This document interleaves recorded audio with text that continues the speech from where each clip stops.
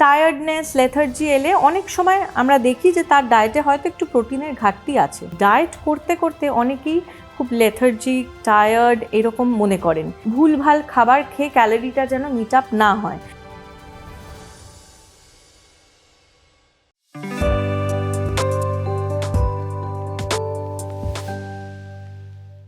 নমস্কার, welcome to ডাক্তারবাবু YouTube channel. আমি doctor Sucharita Sengupta, consultant nutritionist and certified diabetes educator.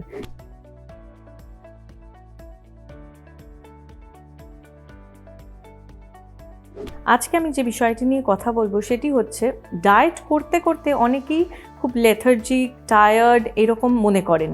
সেটা হওয়ার অ্যাকচুয়ালি কথা নয় যদি আপনি একটা হেলদি ব্যালেন্স ডায়েট ফলো করেন। তাও অনেক সময় দেখা যায়। কেন?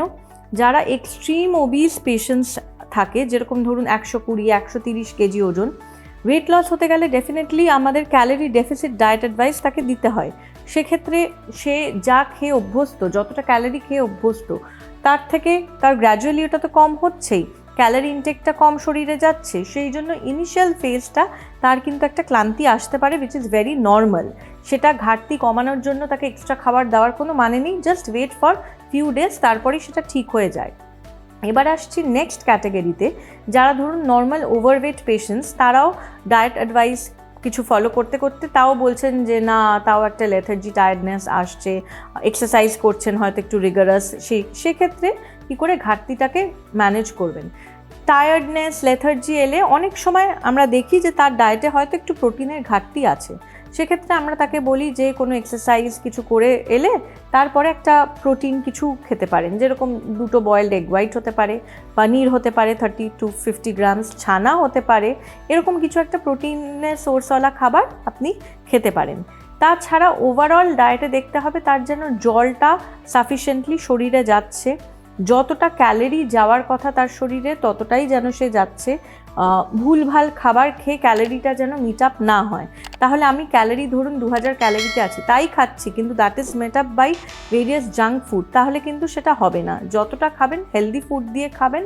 আর তাও যদি টায়ার্ডনেস বা লেথার্জি এরকম কিছু মনে হয়, যেটা আপনার হয়তো এক্সেসিভ আউটপুট কিছু হচ্ছে in the form of physical activity, সেক্ষেত্রে পোস্ট ওয়ার্কআউট এরকম প্রোটিন রিচ কিছু খাবার খেতে পারেন।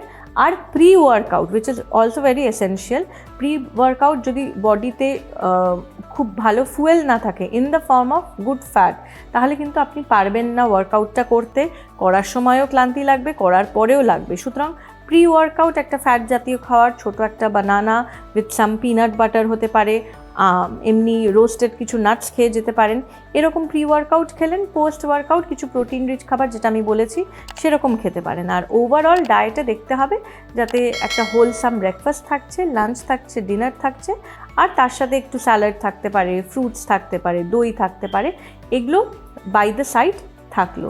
তাহলে কিন্তু ক্লান্তি লাগা, লেথার্জিক এইগুলো কিন্তু ফিল করার কোনো কারণ থাকবে না। আজকের মতো এই পর্যন্তই। যদি এই বিষয়ে আরও কিছু জানার ইচ্ছে থাকে আপনাদের, তাহলে নিচে লেখা নাম্বারটিতে যোগাযোগ করতে পারেন সরাসরি। আর ডাক্তারবাবু ইউটিউব চ্যানেলটি সাবস্ক্রাইব করুন।